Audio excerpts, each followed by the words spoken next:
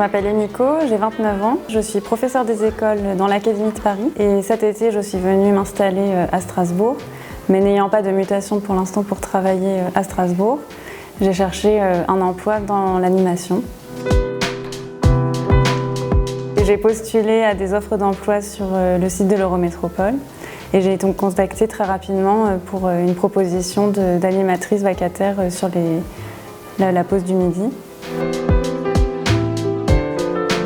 Je travaille les lundis, mardis, jeudis, vendredis, des semaines scolaires, donc c'est-à-dire les semaines où les enfants ont classe, de 2 heures sur la pause du midi.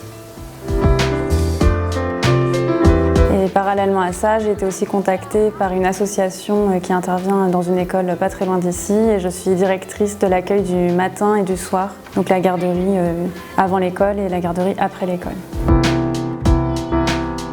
J'ai pu voir un peu l'envers du décor entre guillemets par rapport à mon travail de professeur et c'est très intéressant parce que le rapport avec les enfants n'est pas du tout le même.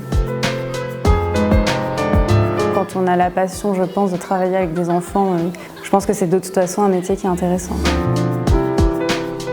Les activités à proposer, il faut déjà qu'elles soient adaptées à l'âge des enfants. Après, ça dépend aussi du comment je sens le groupe. Là, je sentais qu'ils avaient un peu envie de parler, envie de s'exprimer. Donc en plus, comme on est le lundi, j'aime bien leur faire raconter ce qu'ils ont fait pendant le week-end. Et je trouve que quand on commence la semaine comme ça, ils s'écoutent bien et puis ils vont un peu les uns vers les autres. J'ai aussi fait de l'animation en colonie de vacances, donc je puise un peu dans ma malle de jeux.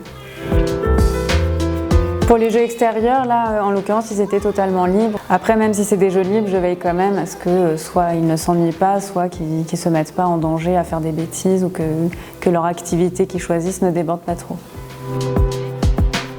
Le point d'intention qui doit être omniprésent, ça depuis le moment où je récupère les enfants jusqu'à celui où ils retournent en classe, c'est de m'assurer que j'ai toujours mon groupe, le nombre d'enfants que j'ai coché sur ma liste, toujours avec moi. Et puis après, c'est d'être vigilante surtout à ce que, individuellement, chaque enfant trouve son compte sur l'activité qui peut être proposée, justement pouvoir voir si un enfant s'ennuie ou, comme tout à l'heure, un enfant qui peut se mettre en retrait parce qu'il a un chagrin.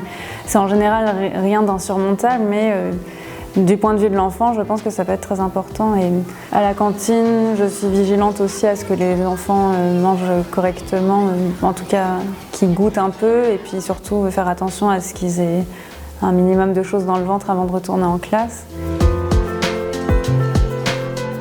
C'est une très belle expérience et j'aime beaucoup avoir maintenant ces deux regards et savoir ce qui se passe en fait côté enseignant quand on laisse ses enfants à l'animateur le midi et inversement.